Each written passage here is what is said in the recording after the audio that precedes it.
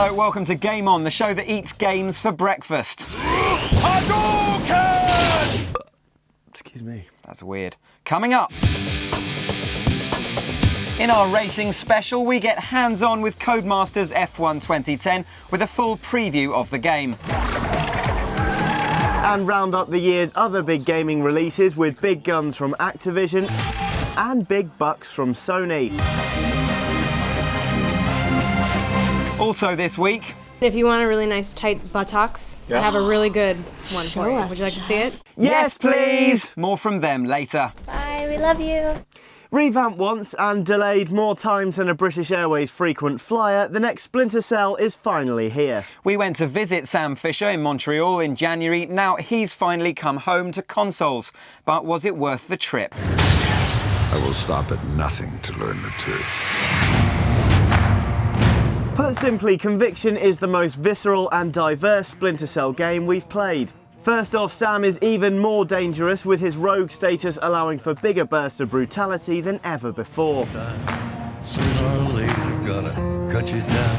Secondly, it still comes packing the natty gadgets and special ops precision we're used to from the series, keeping die-hard fans in that stealthy sweet spot. By which I mean die-hard Splinter Cell fans, not fans of Bruce Willis, just in a vest.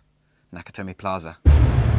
As a result, Conviction Sam Fisher is, and I'm going to make a big statement here, the most awesomely powerful feeling video game character I've ever played. That was a big statement. Well, this time I mean it. The adjusted balance between ruthless efficiency and just plain ruthlessness gives you an incredible sense of control over the game's action, allowing you to execute elaborate and deadly strategies with surprising ease. Yet whether you're picking men off from the safety of the dark, dropping on their heads from the ceiling, or just plain pulling them out of the window, every minute you spend as Sam Fisher makes you feel inescapably dangerous. As dangerous as Sam Fisher is, Splinter Cell Conviction is nonetheless a game of contrasts. You may feel nigh on invincible, dispensing headshots from the shadows, like some sort of psychotic vending machine. But once you've been detected, it's a very different story. Whether you try and run and go back to shadow stalking, or whether you stand and fight, every second you pass outside of that monochrome safety zone is spent gritting your teeth and praying nobody manages to take you out.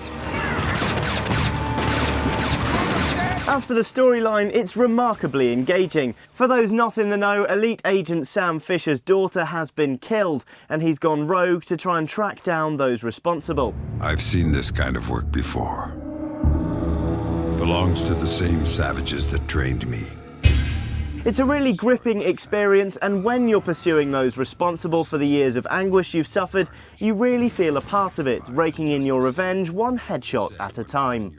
Unfortunately, though, on occasion you are forced to go on a quirky tangent, thrown in to add depth to the storyline and context to the characters. For example, we won't spoil it too much, but just about when you're fully embracing the darkness during the first few hours, you're whisked back in time and out of Sam's shoes to take part in a dangerous mission through Iraq. Now, we can see what Ubisoft are trying to achieve in this brief excursion, and fair play to them, but the problem is the Iraq level just isn't as accomplished gameplay-wise as the normal story mode.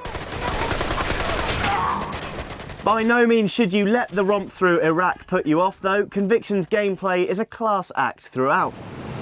Atmospherically, the final build is far more accomplished than the game we played in Montreal, most notably in the audio. He eats them like candy, man. He probably wants a new flavor. When you're hidden, the game falls nearly silent, except for the shouts of the men trying to find you. When the action heats up, though, the game makes good on that tension by blasting you with invasive techno, leaving you more on edge than the U2 guitarist's hat.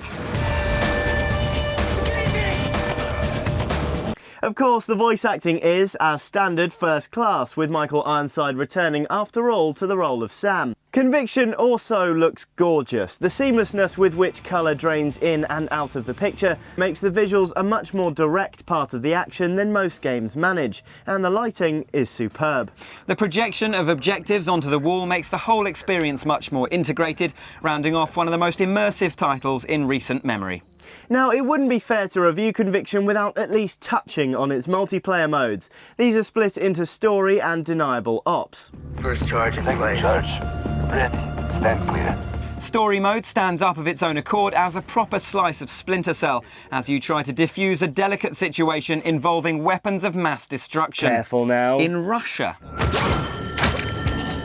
Deniable Ops, though, will doubtless prove to be the mode most return to. It offers all the same mechanics as the single player, only you can team up with a friend online by system link or with a simple split screen. I love split screen. So ultimately, Splinter Cell Conviction, when it's on message, is an absolute powerhouse. It only damages itself by going off on the odd tangent. With the best intentions. Oh, but then it's with the best intentions that the worst work is done. You can't have written that, it's too profound. I didn't. It's Oscar Wilde. When did you learn to read? 1986. We don't like doing decimals here at Game On, they make Nathaniel upset. Nonetheless, we're going to make an exception for this one. We give Splinter Cell Conviction a stonking 9.5 out of 10.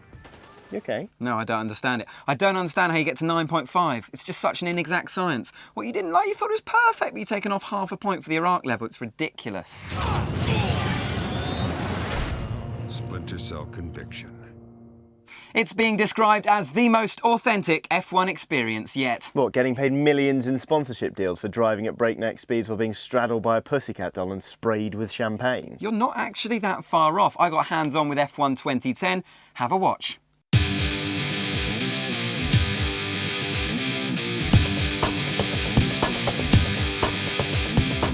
So we're about to have a go on the alpha build of F1 2010.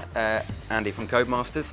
How long have you been working on the game? We actually signed the F1 licence in May 2008, and it's been in progress ever since then, really. And obviously, we're known for our racing games, so that kind of it came as a natural fit that we would want to work on F1, and F1 was certainly interested in working with us. And it's up to the minute. You've got Schumacher in there, for example. Absolutely, yeah. Schumacher's in there. We've got Button and Hamilton at McLaren, Alonso's at Ferrari, so yeah, it's based on the 2010 season. Has that been pretty tricky because you've obviously been working on it for a while, but these details have only just come through? You can see why other Formula One games have always come out the next season, so yeah. they've easier. You know, so like 2006 game, we had 2005 data, absolutely, but it's a challenge. It's a big challenge. The whole idea of our kind of basis of Formula One was be the driver, live a life. Nearly every I see the women game, already. Yeah, exactly. Yeah. There's women everywhere. The idea of every racing game in the past is always, especially F1 games, they can all do the cars on track stuff kind of pretty well, and has pit stops, and it has everything you expect, tyre choices, weather, all that kind of thing. But actually, some of the cool stuff about F1 is the stuff that happens away from the circuit. So it's like Pussycat it is dolls. like having Pussycat doll girlfriends and models, and being interviewed by the press, and having that kind of really glamorous lifestyle that these guys have got. So we've now incorporated the paddock side of F1 into the game. So we've got some pit girls inside our motorhome. We've got our agent. Did you mocap the pit girls? I believe they have been, yeah. Yeah? Yeah. That must have been a fun shoot. I unfortunately wasn't involved in that one, but yeah, absolutely everything is motion captured in terms of the way that the characters interact. So it's everything from your pit girls and from the guys in the press, to also your pit crews all fully motion captured using actual Formula One mechanics. So here I am in my garage. That's sort of the first time that you've really had a fully interactive garage. You've got all the pit crew. You can go into my vehicle setup. Obviously car setup's really important for an F1 game. The car will be set up for you, but if you want to go into things like your gear ratios, your ride heights, your roll bar settings, absolutely you can. So you can see everything's fully motion captured, and it just adds that level of authenticity when you get the little spins to start the engine and all that. Yeah. Absolutely everything's authentic. We've been recording the engine noises from... Yeah, the sounds feel more authentic than previous titles, I must say. In terms of the handling, we've gone very much for a simulation style gameplay experience. I mean, certainly at the moment, the best way to play it is with a wheel and all that kind of thing, but the pad's now being worked on to work with the balancing, get that exactly right. Probably the The biggest step for us is the integration of weather and fully dynamic weather. So weather that isn't purely aesthetic, that actually affects the game, Yeah, your decisions absolutely. during the game. And we've integrated this system which we call active track technology. The idea being that the track itself actually knows how much grip and how much water, how many marbles, what dust levels are on it for every square 30 centimetres. The great thing about it is now that we've got that kind of technology in there, we can put that into our future racing tyres, so for Dirt 3. Controls-wise, have you changed much? Are you pretty similar? It's pretty similar to every other Cody's game really, that accelerate, brake and then change views on the bumpers. We're still refining it very much for the pad at the moment, with steering wheels as well, obviously a massive thing for us, so trying to support as many steering wheels as we can straight out of the box. Can I have a little bash? Absolutely, yeah. What am I doing? You want to go sort of like half on the accelerator until you get to about third gear. Okay, I'm spinning all over the place. I will get the hang of it one day. I'll give it another go soon. But yeah, no, it's been great to see and look forward to playing the final build. No problem at all. Thank you very much, Andy. Okay, two things about that. Number one, Austin Powers called. He wants his glasses back. Right, second thing. You are rubbish at driving games, clearly. Yeah, I wasn't great at it, to be fair, but it is kind of the point of the game. It's not one of those, pick up and play experiences where you're amazing straight off the bat and then you get bored after an hour. This is authentic. I mean, you can't, expect to jump in an F1 car and be an amazing driver straight away. It requires skilled handling. I just think you were rubbish. Yeah, it was quite bad.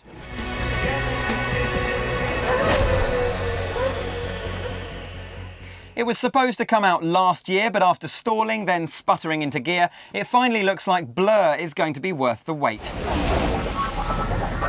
Activision's Fast and Furious Death Race meets Mario Kart racing sim for ADD sufferers is being developed by Scouse outfit Bizarre Creations.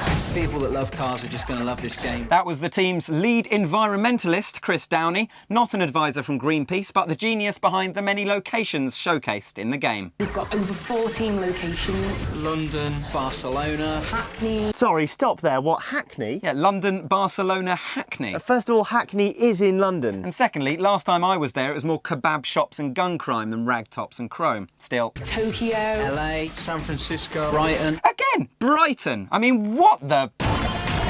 Still, if Mario Kart's just not gritty enough for you, Blur's looking pretty darn sweet at the moment. It's out in late May and we'll have a full review soon. My favourite would have to be Hackney. That's it for this week. Just enough time to take you back into the world of Lewis Hamilton with this Pussycat Dolls moment. Yeah, when I was looking through our archive for pictures of the girls, I found this classic ITN meets USA moment. Enjoy and see you next week. Put your hands on your hips and then you bend. Ooh, also got them. Do it again. Squeeze. Like 12 reps. I'm telling you guys. You're gonna have buns good of steel. And when you're really Buns good, of when you steel. get really good, then you Good butts hold for 3 London. weights. Yeah, 3 weights. I think you've made a lot of people's day there. Thank you very much. That was fabulous. Thank you. Thank you. Bye. We love you.